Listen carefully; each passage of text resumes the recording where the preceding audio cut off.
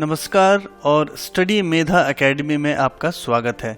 सूचना एवं संचार प्रौद्योगिकी इंफॉर्मेशन एंड कम्युनिकेशन टेक्नोलॉजी के लेसन 9 में आज हम लोग इंफॉर्मेशन एंड कम्युनिकेशन टेक्नोलॉजी के बारे में जानेंगे। लेकिन इससे पहले कि हम ये चर्चा शुरू करें, मैं आपसे रिक्वेस्ट करना चाहूँगा कि यदि आपने हमारे चैनल स्टडी मेधा एकेडमी को अभी तक सब्सक्राइब नहीं किया है तो कृपया हमारे चैनल को सब्सक्राइब जरूर करिएगा। हमारी वेबसाइट studymedha.com को भी कृपया विजिट जरूर करिएगा। तो सबसे पहले जानते हैं कि इंफॉर्मेशन एंड कम्युनिकेशन टेक्नोलॉजी क्या है। What is information and communication technology? तो information and communication technology computers का यूज़ करना है ताकि डेटा को स्टोर किया जा सके, रिट्राइव किया जा सके, ट्रांसमिट किया जा सके, ज़रूरत पड़ने पर उसमें अपडेशन किया जा सके, बदलाव किया जा सके, ताकि हम अपने बिजनेस को, एंटरप्राइज को या किसी सर्विस को अच्छी तरह से चला सकें। तो इंफॉर्मेशन एंड कम्युनिकेशन टेक्नोलॉजी यही है। तो information and communication technology it is the use of computers to store, retrieve, transmit and manipulate data or information often in the context of a business or other enterprise।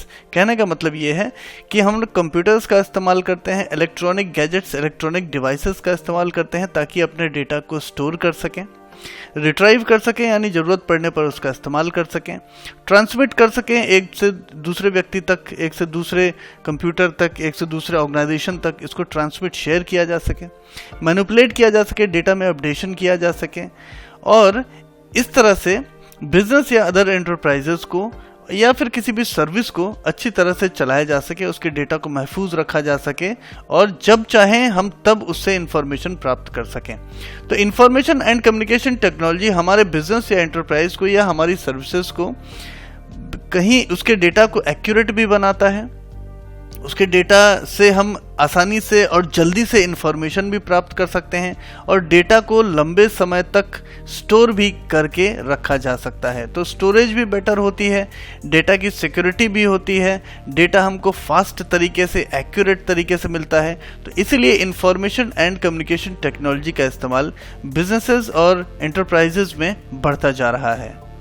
अब हम लोग जान लेते हैं components of information and communication technology के बारे में। सबसे महत्वपूर्ण है यहाँ पर cloud computing. Cloud computing generally data centres को डिस्क्राइब करने के लिए ये शब्द का यूज़ किया जाता है और ऐसे डेटा सेंटर्स जो हैं वो बहुत सारी यूज़र्स के लिए इंटरनेट के माध्यम से उपलब्ध होते हैं ताकि उनमें डेटा स्टोर करके रखा जा सके। क्लाउड कंप्यूटिंग के जो डेटा सेंटर्स होते हैं वो भी कई प्रकार के होते हैं। पहला होता है जैसे सिंगल ऑर्गेनाइजेशन एंटरप्राइज क्लाउड्स, जहाँ पे कोई ऑर्गेनाइजेशन अपने लिए पूरा डेटा सेंटर या फिर डेटा सर्वर जो है वो बुक करा के रखता है और सिर्फ वही अपना डेटा स्टोर करके रखता है। दूसरे होते हैं पब्लिक क्लाउड, है ना, जो कि मैनी ऑर्गेनाइजेशंस के लिए अवेलेबल होते हैं, जहाँ पे उस सर्वर पे कोई भी अपने लिए स्पेस बुक करा के और अपना डेटा जो है वहाँ पे स्टोर करके रख सकता है। और तीसरे होते हैं इन दोनों का कॉम्बिनेशन, जिसे हाइब्रिड क्लाउड कहा जाता है, कि एक डेटा जो सर्वर होता है वहाँ पे कुछ स्थान जो है वो एंटरप्राइज क्लाउड के लिए फिक्स कर दिया जाता है और कुछ स्थान जो है वो पब्लिक क्लाउड के लिए भी होता है। तो ऐसे डेटा सर्वर्स में जो है वो सिंगल ऑर्गेनाइजेशन के लिए भी यूज़ किया जा सकता है ताकि उनका डेटा बिल्कुल अलग रखा जा सके और जो अदर एंटरप्राइजेज या अदर ऑर्गेनाइजेशंस होते हैं उनके लिए अलग से डेटा स्टोर करने की भी सुविधा होती है। दूसरा जो कंपोनेंट है वो है सॉफ्टवेयर। तो सॉफ्टवेयर, अब आईसीटी का उपयोग आप जिस काम के लिए कर रहे हैं, बेसिकली अगर आप स्टडीज़ के लिए कर रहे हैं, एजुकेशन के लिए कर रहे हैं तो आपके सॉफ्टवेयर अलग होंगे। अगर आप किसी अन्य बिजनेस के लिए कर रहे हैं, जैसे शेयर मार्केटिंग के लिए कर रहे हैं, तो वो बिल्कुल डिफरेंट टाइप के उसमें सॉफ्टवेयर्स होंगे। तो सॉफ्टवेयर्स क्या होते हैं? सेट ऑफ इंस्ट्रक्शंस होते हैं, डेटा और प्रोग्राम्स होते हैं जो कि कंप्यूटर को ऑपरेट करते हैं और कुछ स्पेसिफिक टास्क कंप्लीट करते हैं।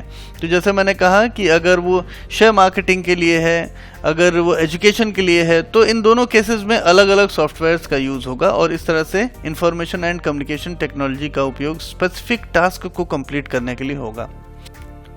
नेक्स्ट कंपोनेंट है हार्डवेयर का। हार्डवेयर जो होते हैं वो फिजिकल एलिमेंट्स होते हैं जो कि कंप्यूटर या इलेक्ट्रॉनिक सिस्टम को बनाते हैं और वो उन्हें देख सकते हैं, छू सकते हैं, फिजिकली टैंजिबल होते हैं। अलग अलग जब प्रयोजन के लिए आईसीटी का नेटवर्क बनाया जाता है तो वहाँ पे अलग अलग तरह के सॉफ्टवेयर्स का, अलग अलग तरह के हार्डवेयर्स का भी यूज़ होता है। जैसे यहाँ पे अगर आप एजुकेशन के लिए आईसीटी का यूज़ कर रहे हैं तो हो सकता है आपके हार्डवेयर जो हैं वो अलग टाइप के यूज़ होंगे, कुछ नए हार्डवेयर यूज़ होंगे। जैसे अब कैमरास का यूज़ कर सकते हैं, उसमें माइक्रोफोन्स का यूज़ कर सकते हैं। लेकिन यदि आप वहीं कोई शेयर ब्रोकर हैं तो आप हो सकता है कुछ अलग तरह के हार्डवेयर्स का भी यूज़ करें।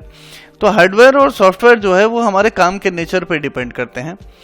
आईसीटी में डिजिटल ट्रांजैक्शंस का होना बहुत ही ज़रूरी है। एक्चुअली ये जो पूरा का पूरा जो नेटवर्क ही बनाया जाता है आईसीटी का, वो इसीलिए बनाया जाता है ताकि जो ट्रांजैक्शंस हैं वो डिजिटल मोड में हों। तो डिजिटल ट्रांजैक्शंस का होना बहुत ही ज़रूरी है। क्या होते हैं डिजिटल ट्रांजैक्शंस?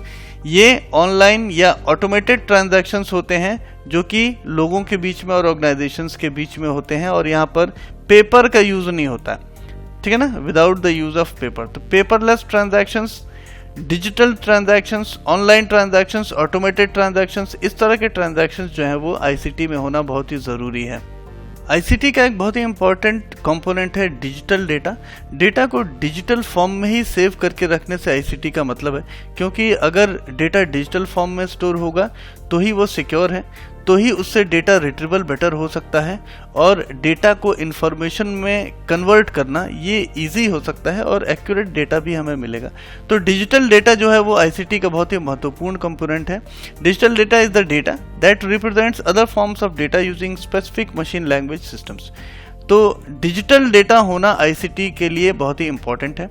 फिर आता है इंटरनेट एक्सेस। यदि आईसीटी में इंटरनेट एक्सेस का उपयोग किया जाता है तो मैक्सिमम काम जो है वो इंटरनेट से ही हो रहे हैं, और ऊपर से एक बहुत ही इंपॉर्टेंट फ़ायदा ये होगा कि आईसीटी का उपयोग व्यापक तौर पे किया जा सकता है, ज़्यादा लोगों को जोड़ा जा सकता है, ज़्यादा ऑर्गेनाइजेशंस को जोड़ा जा सकता है, और इस तरह से व्यापक रूप से, कॉम्प्रिहेंसिव रूप से आईसीटी का उपयोग किया जा सकता है। तो इंटरनेट एक्सेस क्या है? Process of connecting to the internet, ठीक है, यूजिंग पर्सनल कंप्यूटर्स, लैपटॉप्स और मोबाइल डिवाइसेस बाय यूजर्स और एंटरप्राइजेस। तो इंटरनेट एक्सेस जो है, it is the process of connecting to the internet. Internet से कनेक्ट करने की प्रक्रिया है जिसमें हम अपने पर्सनल कंप्यूटर्स को, लैपटॉप्स को, मोबाइल डिवाइसेस को इंटरनेट से कनेक्ट करते हैं। इंटरनेट को एक्सेस करने के भी डिफरेंट वेज हैं, अलग अलग तरीके के कनेक्शंस होते हैं। जैसे वायरलेस कनेक्शन होता है, जैसे मोबाइल से जोड़ा जा सकता है, मोबाइल कनेक्शन से, हॉटस्पॉट्स से जोड़ा जा सकता है, dial up connections, broadband connections, DSL connections, satellite connections. तो बहुत अलग अलग तरीके से इंटरनेट एक्सेस जो है वो इंटरनेट एक्सेस का उपयोग किया जा सकता है, और इस तरह से आईसीटी का जो उपयोग हम कर रहे हैं उसको और ज़्यादा कॉम्प्रिहेंसिव और ज़्यादा बड़ा बनाया जा सकता है। एजुकेशन में जब आईसीटी का इस्तेमाल किया जाता है तो कुछ चीज़ों का उपयोग किया जाता है ताकि एजुकेशन को हाईटेक बनाया जा सके और ज़्यादा लोगों तक पहुंचाया जा सके। इसके लिए स्मार्ट क्लासेस का उपयोग होता है। स्मार्ट क्लासेस में प्रोजेक्टर्स का, डिजिटल बोर्ड्स का, स्मार्ट पेन्स का, डिजिटल पेन्स का, इन सब का उपयोग करके, टच स्क्रीन्स वगैरह का उपयोग करके एक स्मार्ट क्लास बनाया जाता है। एक पूरे उसको एक रूपरेखा बनाई जाती है एक हाईटेक क्लास की, जहाँ पे बहुत ही हाईटेक तरीके से पढ़ाया जा सकता है, और ऑडियो विजुअल्स इन सब का यूज़ करके, और उससे जुड़ी हुई कुछ और चीज़ों का, तकनीकों का उपयोग करके अपनी इस क्लास को ज़्यादा से ज़्यादा लोगों तक डिजिटल तरीके से पहुंचाया जा सकता है। उसके बाद लाइव क्लासेस हैं जहाँ पे लाइव सेशंस लिए जा सकते हैं। टीचर जो हैं वो लाइव होके किसी पोर्टल पे या फिर इंटरनेट की सहायता से बहुत सारे लोगों से जुड़ के क्लासेस ले सकते हैं। वीडियो चैट्स हो सकते हैं जहाँ पे स्टूडेंट से डायरेक्टली बात की जा सकती है, बहुत ही दूर बैठा हुआ स्टूडेंट भी टीचर से बात कर सकता है। रिकॉर्डेड लेसन्स होते हैं जिसे स्टूडेंट्स बार बार देख के और अपने डाउट्स क्लियर कर सकता है, पढ़ाई कर सकता है। ऑडियो बुक्स होते हैं जो कि बुक सामने रख के पढ़ने से थोड़े से डिफरेंट होते हैं। पूरी किताब जो है ऑडियो फॉर्म में होती है जिसे हेडफोन लगा के पूरी सुना जा सकता है और बार बार रिपीट करके भी सुना जा सकता है। तो जिससे क्या है कि बुक्स जो हैं वो पूरी तरह से डिजिटल फॉर्म में, एक ऑडिबल फॉर्म में स्टूडेंट्स के पास पहुंचती हैं। ऑनलाइन प्रेजेंस या इंटरेक्शन होता है जहाँ पे डाउट क्लियरिंग सेशंस हो सकते हैं। टीचर और स्टूडेंट आपस में डिस्कशंस कर सकते हैं, चर्चाएं कर सकते हैं, बातचीत कर सकते हैं। टीचर जो है वो अपने क्लासरूम, रेगुलर क्लासरूम के अतिरिक्त जो भी नॉलेज देना चाहें बच्चों को वो दे सकते हैं। ई लाइब्रेरी होता है जहाँ पे बुक्स जो है वो डिजिटल फॉर्म में मिल जाती हैं बच्चों को, ताकि वो उन्हें पढ़ सकें। तो ये जो कुछ चीज़ें हैं, कुछ टेक्नोलॉजीज़ हैं जिनका उपयोग एजुकेशन में किया जाता है, ताकि आईसीटी का उपयोग करते हुए एजुकेशन को और हाईटेक बनाया जा सके। जब आईसीटी का उपयोग ऑफिसेज में होगा, आईसीटी इन ऑफिस, तो कुछ चीज़ों का उपयोग होगा। यहाँ पर मैं एक चीज़ बताना आपको भूल गया, वो मैं अभी बता देता हूँ आपको। आईसीटी इन एजुकेशन में ये स्वयं आप गूगल पे सर्च करिएगा। स्वयं जो है वो भारत सरकार का पोर्टल है जहाँ पे आप फ्री ऑनलाइन एजुकेशन प्राप्त कर सकते हैं, और यहाँ पे आप जाके अपने कोर्सेज चुन सकते हैं। ये ऑनलाइन फॉर्म में ये पूरे कोर्सेज अवेलेबल होते हैं, जिनका एग्ज़ाम भी जो है वो ऑनलाइन हो जाता है। तो ये बहुत ही बढ़िया वेबसाइट है, बहुत ही बढ़िया पोर्टल है, भारत सरकार का बहुत अच्छा ये एक उपक्रम है, जिसमें आप अगर भागीदार बनते हैं तो बहुत अच्छा होगा। अब देखते हैं आईसीटी इन ऑफिस में। आईसीटी इन ऑफिस में कुछ चीज़ों का उपयोग होगा, जैसे कि ई ऑफिस जो है वो एक ऐसा सॉफ्टवेयर है, एक ऐसा डिजिटाइज्ड तरीका है जिसमें सारी फाइल्स, लेटर्स वगैरह ये डिजिटल फॉर्म में ही भेजे जाएंगे। मतलब ऑफिस का जो काम पेपर पे होता था वो सारा का सारा काम जो है वो डिजिटल फॉर्म में अब होने लग जाएगा। तो बहुत ही बड़ा इनिशिएटिव है अगर ई ऑफिस जो है वो इम्प्लीमेंट होता है। बहुत सारे ऑफिस ने तो अपने यहाँ इम्प्लीमेंट कर दिया, बहुत सारे जो प्राइवेट ऑर्गेनाइजेशंस हैं वो अपने यहाँ ई ऑफिस ही चलाते हैं, पेपरलेस कर दिया है। सरकार ने पूरी तरह से अभी तक तो नहीं कर पाई है, लेकिन हाँ अभी भी ये करने की कोशिश गवर्नमेंट्स भी कर रही हैं। अलग अलग स्टेट गवर्नमेंट्स इसमें अपने इनिशिएटिव ले रही हैं ताकि काम को पेपरलेस तरीके से किया जा सके। वीसी सिस्टम्स जिससे इंटरेक्शंस हो सके, मीटिंग्स हो सकें, मैसेजिंग सिस्टम्स जिससे सिक्योर मैसेजेस भेजे जा सकें। बहुत सारे लेटर्स वगैरह क्या होते हैं सरकारी, वो जब डाक से भेजे जाते हैं तो बहुत लंबा समय लग जाता है उनको पहुंचने में, जबकि अगर कुछ मैसेजिंग सिस्टम हो ऐसा जो कि सिक्योर भी हो, मतलब डेटा उसमें से लीक भी नहीं हो, क्योंकि बहुत सारे ऐसे डेटा भेजे जाते हैं जिनका लीक होना बहुत ही गड़बड़ हो सकती है उससे। तो अगर सिक्योर मैसेजिंग सिस्टम है तो आईसीटी जो है वो ऑफिस में काफ़ी सफल हो जाएगा। ऑनलाइन अटेंडेंस जो कि अधिकतर ऑफिसेज में अभी भी पेपर पे होता है। वैसे तो प्राइवेट सेक्टर में देखा जाए तो ऑनलाइन अटेंडेंस बहुत हद तक इम्प्लीमेंट कर दिया गया है, लेकिन सरकार भी अब अपने ऑफिसेज में इसे करने की कोशिश कर रही है। पेरोल सिस्टम्स, पूरा का पूरा जो सैलरी वाला सिस्टम है, सैलरी और एचआर का जो सिस्टम है वो पूरा का पूरा डिजिटाइज करना।